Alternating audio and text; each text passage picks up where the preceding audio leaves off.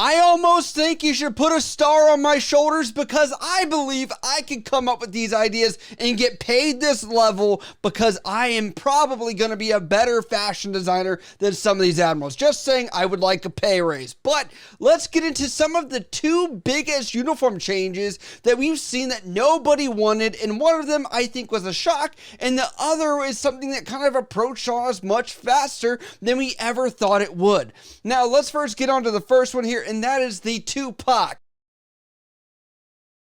No, not that Tupac. I'm talking about this Tupac. You may have forgotten about the Mick Pondsmith's old, investigation he had that somehow went disappearing, but nobody forgot about his version of the Tupac that he wore, and it made everybody question. Now, officially, we have guidance here, and it says this. Occasion for wear. The Tupac will be the primary at-sea uniform. The Tupac is authorized for commuting in all normal tasks and associated stops. For example, stops at child care, gas stations, off-base shopping, banking, DMV, and dining. I hear you, Marines. You're like, what? They actually get to go somewhere besides home?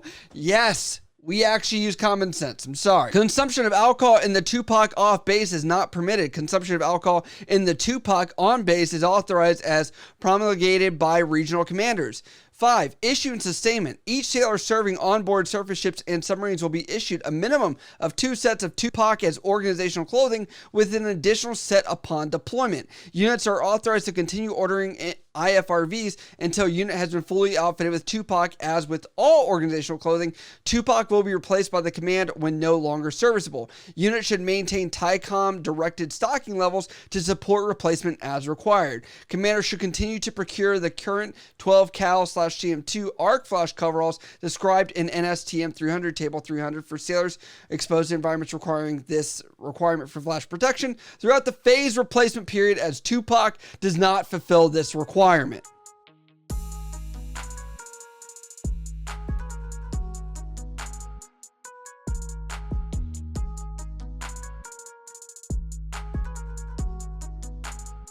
So we have gone through how many iterations of a working uniform? A lot of you guys maybe are too new to remember we had something that looked like this Tupac before, and that was the working khaki uniform that chiefs and officers would wear.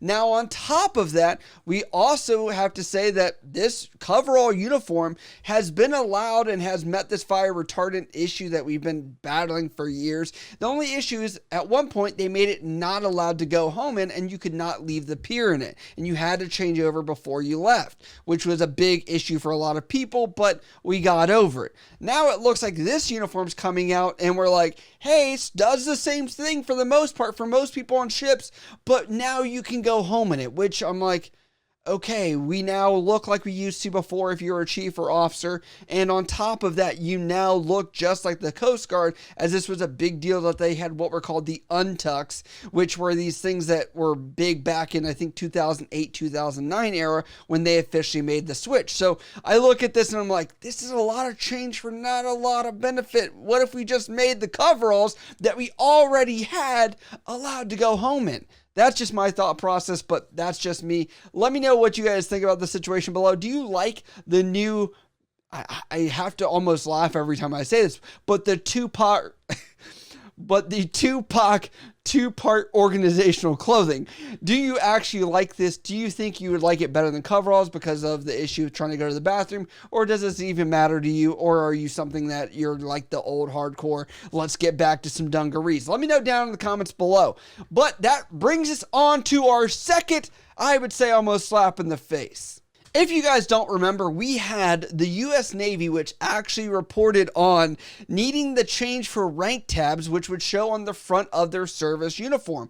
Previously, this was known to be a camouflage color with a black insignia embroidered on it. However, there were some small groups of, I guess, people that were out there that thought there needed to be a change. And that change was that these needed to be colorful and they needed to be able to stand out, because some women felt uncomfortable with the fact that men would have to stare at this chest insignia in order to determine their rank. So they felt if they went to this black rank tab, which includes silver, red, gold, and various colors in order to be able to differentiate between the ranks. This would make it a lot better. I have to say, this was one of those things that made a laughing joke or stock over a year ago, as people were saying, what about the issues of suicide, depression, and quality of life that we've seen out there? Because this doesn't seem the top priority versus that.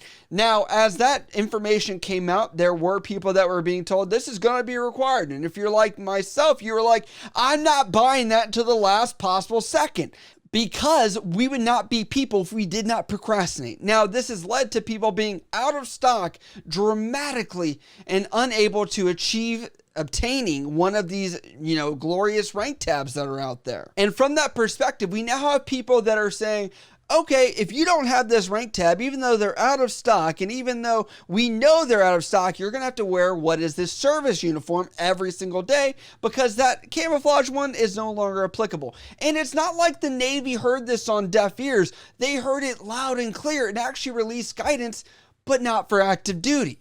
It says purpose. This all-Navy Reserve provides guidance and direction to the Reserve Force on the extension of the 1 October 2022 mandatory wear of the CWP Black Rank Tab. Insignia as outlined in reference A. OpNav N13 has authorized an extension to all selected reservists, including E7 to E9, and officers from 1 October 2022 to 1 December 2022.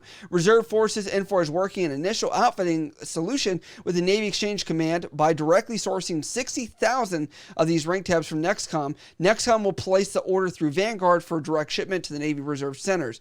Reserve Forces will promulgate status updates on the production and estimated shipment dates. So we're talking about weekend warriors, people that are not actually going to be wearing a uniform on a day in, day out basis. And it makes me wonder, why did we give this to the reserves versus the active duty? Because the people that are active duty are probably going to need it sooner than these guys. And that's just my thought process. I believe the reserves could be more flexible. Obviously, they put a 2-month thing, and you don't see this anything for the junior enlisted people. It's only for people that are wearing khakis. So I'm like, they need to produce more, because this has actually led people to go to extreme measures in order to even be able to find the rank tab or try and make ends meet by doing their mischievous things other than wielding hatchets. Just a heads up, the black Sharpie on the blue collar device does work. The only downside is that you have to sew it up in the back, so ask your PR buddies for assistance. A year ago, this updated uniform change to the black rank tab is stupid. I'll just wait till it's mandatory to buy it. I'm not some Joe Sailor LOL. Only 9 days left to the mandatory rank tab change. Better go to the next and buy one. What do you mean they're out of stock? I hate the Navy. Navy leadership. I think I forgot something. New rank tabs? If you forgot, then it wasn't important. Navy leadership? Yeah, you're right. And then this kid on the bottom right, abnormally high military suicide rates. Brand new, still in the original packaging, kept in dark room with climate control, no lowballers. I know what I got. And on top of that, that has led people to sit here and also buy the first class E6 rank with the 3 chevrons, and then take out some of the red stitching to match their current rank if they are an E5 or an E4. So if anything, we need a solution, Big Navy. We need to make sure that these people have it, because you're going to see pretty much everybody wearing their service uniform very soon. And if you expect these people to work on ships in dirty environments, you're only going to make these people end up buying more uniforms that they probably don't need, because their service uniform is going to get dirty. That's just my takeaway from this. Let me know, what do you guys think about all of these uniform changes and what your process is as far as how did you obtain one? Because honestly, I felt like it was difficult, and I'm a person that's trying to use my hookups. Luckily, I had a few people come through, but let me know where you got yours and how you made your ends meet. As always, if you guys like this topic, other topics that I cover on this channel, hit me up over on Instagram, Snapchat, Twitter, TikTok, or down in the comments below. As always, I love you guys. I'll see you next time.